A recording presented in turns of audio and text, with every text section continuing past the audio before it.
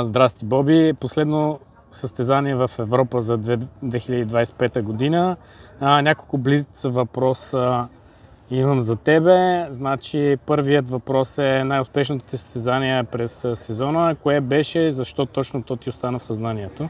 Най-успешното, може би, регионалната купа в Изорани, на която станах девети. Остана в съзнанието ми, защото не излязох много добре от водата, обаче въпреки това работихме здраво на колелото с един атлет от Естония. Успяхме да застигнем първата група, оттам нататък направихме много голяма разлика втората и както слезнахме 9 човека, така си остана и първите 9. Въпреки че паднах, там успях все пак отново да застигна групата и да остана в играта за първите 10.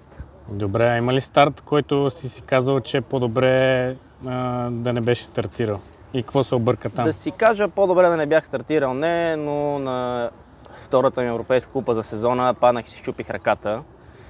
И не си казах, че е по-добре да не стартирам, но си казах, че е можел да направя някои неща по-добре, за да не се стига до това падане.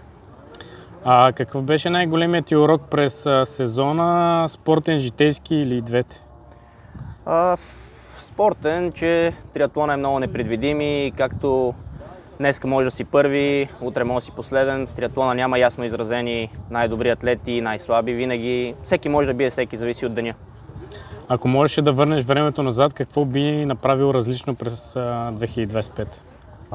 По-скоро нищо, освен може би да започна да състезавам една идея по-рано, за да мога да вляза в по-важни състезания, по-подготвен, защото колкото повече състезаваш, толкова повече опит и по-добре се представям, поне в моя случай.